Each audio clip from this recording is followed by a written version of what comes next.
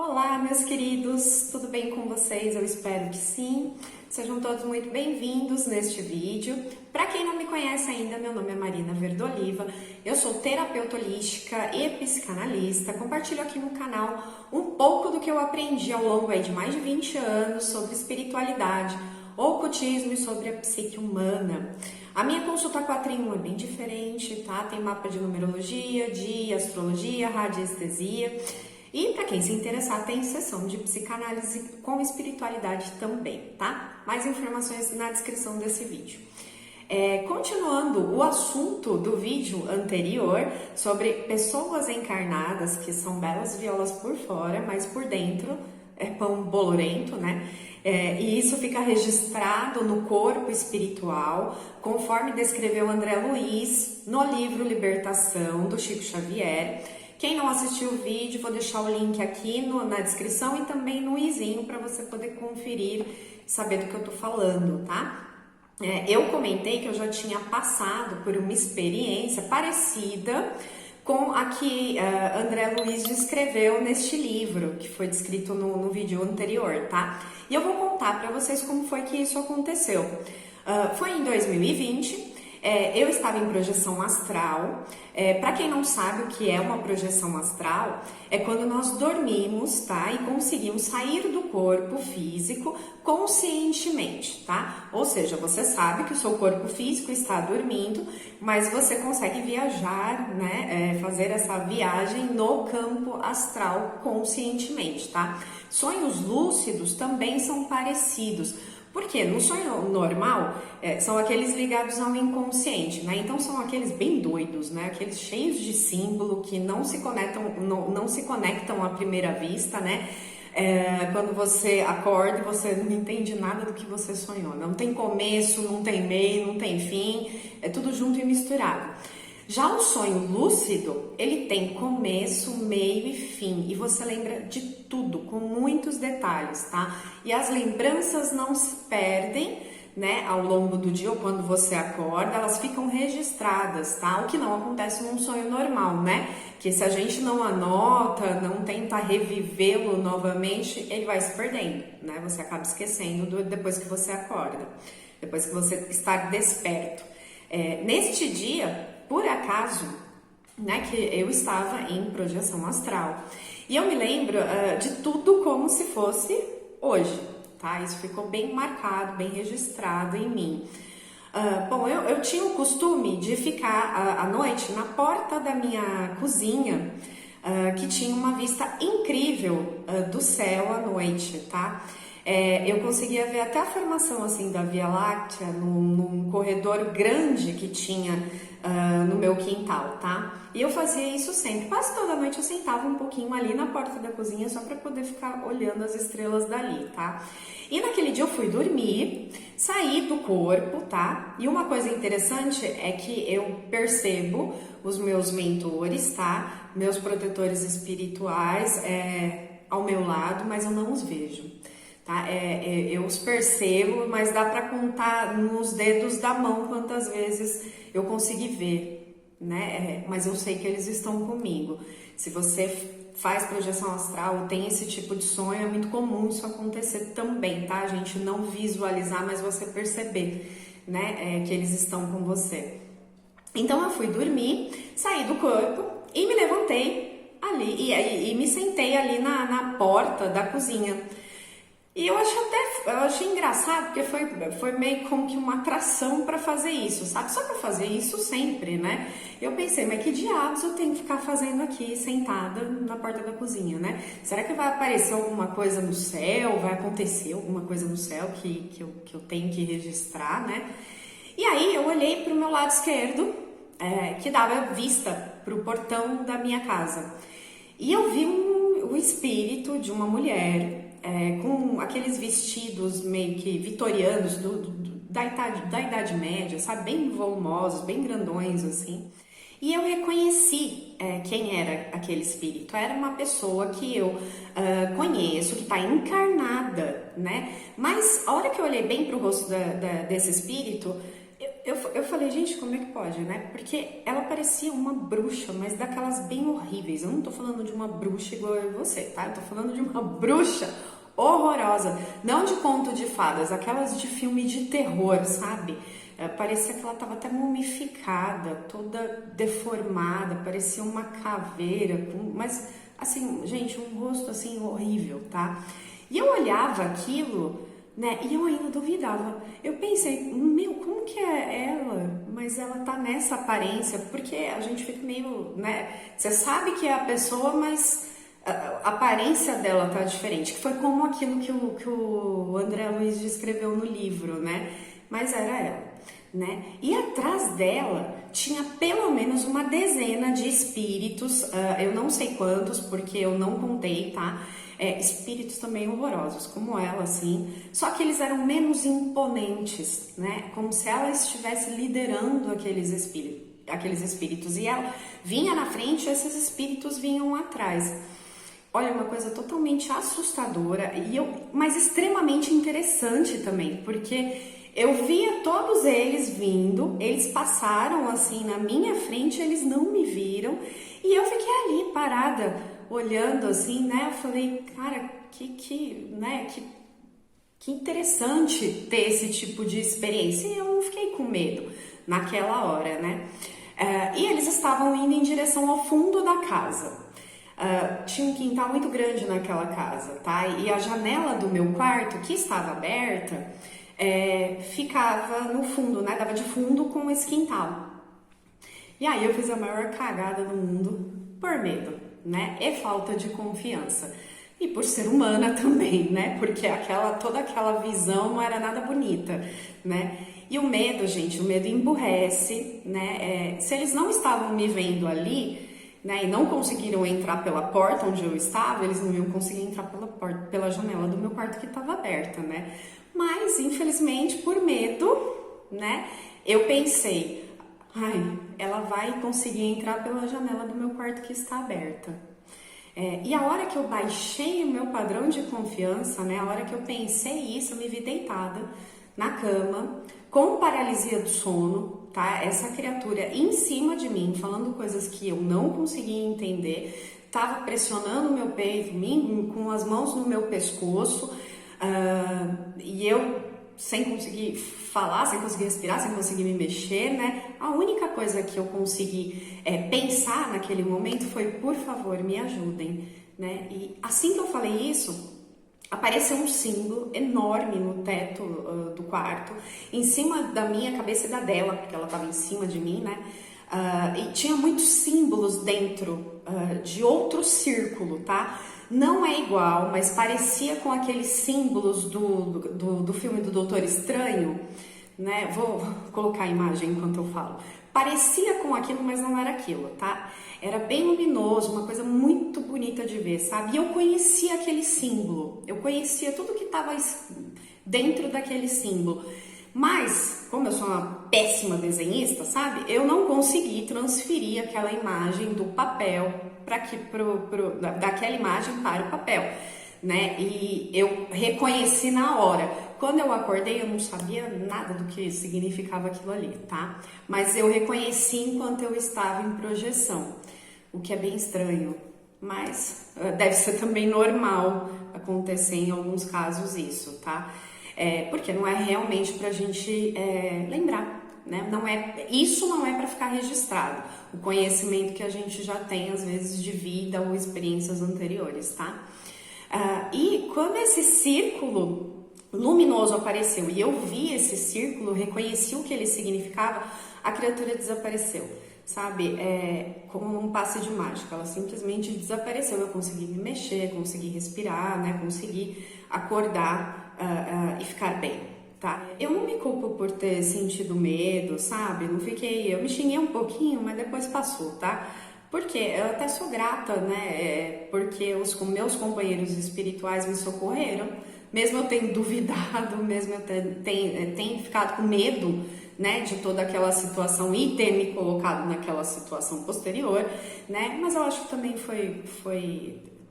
eu tinha que passar por aquilo, né? De alguma forma aquilo me serviu como aprendizado, foi mais uma experiência pela qual eu passei. Não foi por falta de proteção, porque eu estava protegida, eles não me viram passar, né? Foi realmente o meu medo, né, que me fez passar pela situação posterior, porque até então ninguém me viu ali na porta da cozinha, não tinha o porquê, era só para eu ter registrado mesmo aquela experiência e ter visto uma coisa que eu estava muito relutante em aceitar na minha vida, tá? Em relação a essa pessoa. Mas eu achei aquilo tudo muito incrível, apesar de assustador, foi muito incrível, é uma experiência que eu nunca mais vou esquecer, porque é o que eu falei, tá muito vivo, tá bem registrado, uma lembrança, uma memória que eu vou deter até morrer, né, até desencarnar. E assim, ela tá encarnada, né, mas aquele monte de espírito que estava atrás dela eram desencarnados, né, igual a senhora do livro Libertação. Essa mulher, ela tá rodeada de espíritos que têm sintonia com o nível de pensamento, de sentimento e das atitudes diárias que ela tem na vida, tá? Então, é impossível você manter uma forma espiritual, tá? Com o mínimo de luminosidade se você escolhe permanecer na obscuridade, tá? O teu campo espiritual, a tua forma espiritual nunca vai mentir, tá? O que produz isso, todos nós sabemos de cor e salteado, né? É o egocentrismo, é toda pessoa que é extremamente egoísta, não tem paz e não quer paz de ninguém e usa de muitos métodos de manipulação, de mentiras para prejudicar outras pessoas, para conseguir o que ela deseja, né? E para além disso, temos uma outra coisa que eu vou mostrar para vocês no livro dos Espíritos, na questão 281. Me acompanha que eu vou ler. Por que os espíritos inferiores gostam de nos induzir ao mal? Por inveja de não ter merecimento para estar entre os bons. Seu desejo é impedir, tanto quanto possam, os espíritos inexperientes de alcançar o bem supremo. Querem que os outros sintam o que eles mesmos sentem. Não acontece o mesmo entre vós? E aí você pode pensar, mas ela também estava rodeada de espíritos que podem ser obsessores, né? E aí fica difícil de desenvolver alguma capacidade no bem, né? Mas não é bem assim que a coisa funciona, né? Eu venho falando aqui no canal também que sentir a presença de um espírito maléfico ou não mal necessariamente, né? Mas que está em dor é super normal, tá? Porque todos nós somos médios em algum grau e sentimos uns aos outros, né?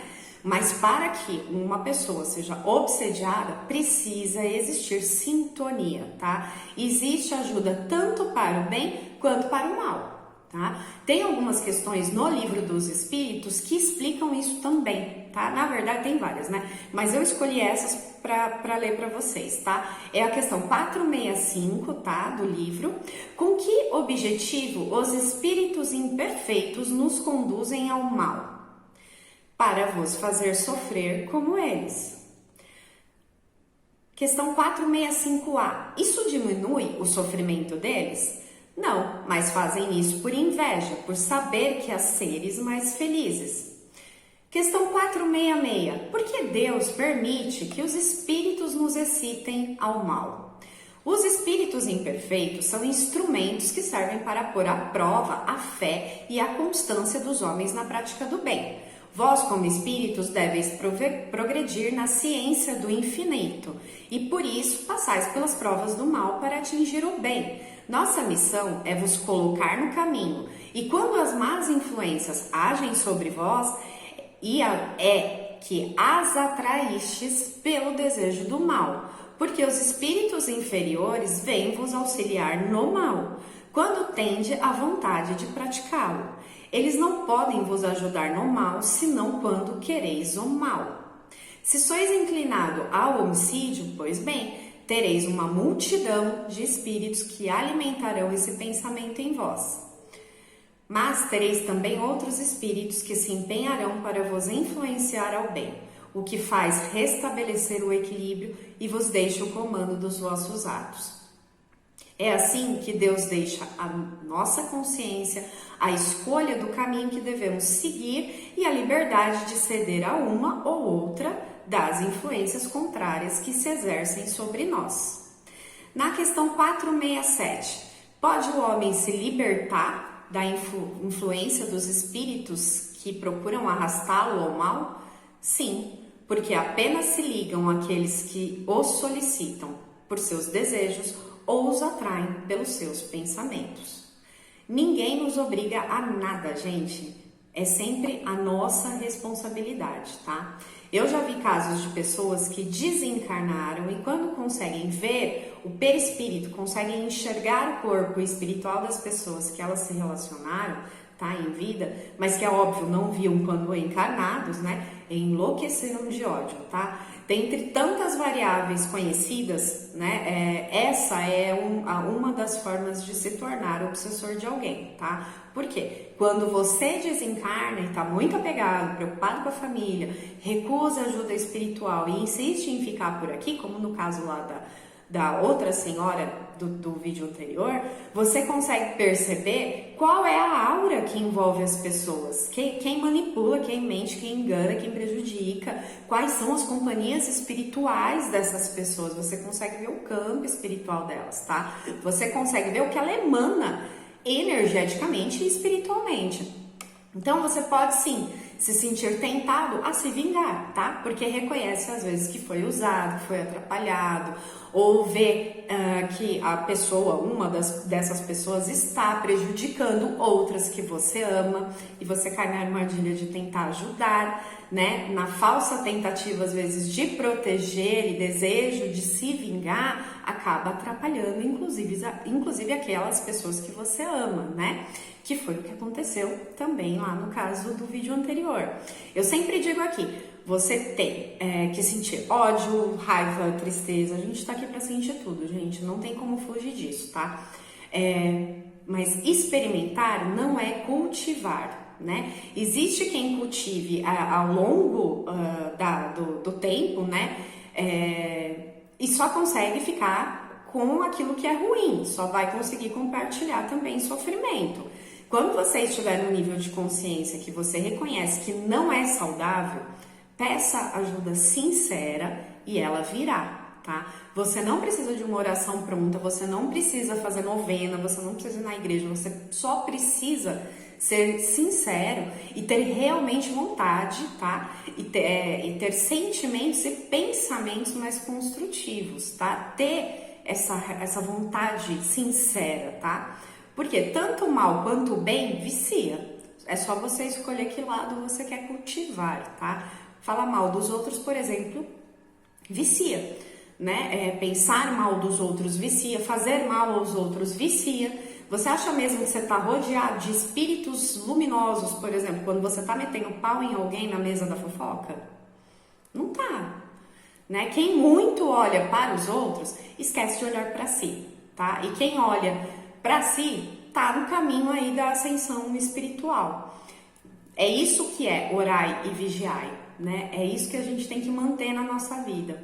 Então, se a gente não quer, ainda encarnados, tá? Virar uma bruxa mumificada no astral ou se tornar um obsessor de alguém, quando chegar a nossa hora de desencarnar, nós temos que começar desde já a trabalhar os nossos pensamentos que vão refletir nas nossas atitudes, tá?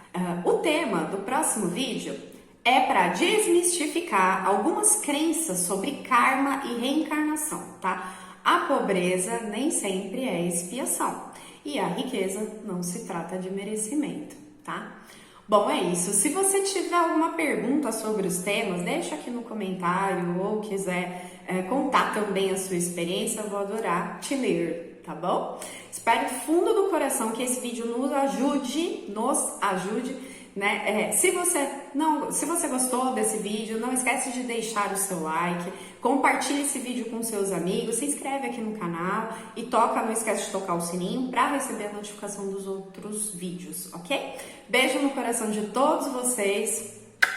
Tchau!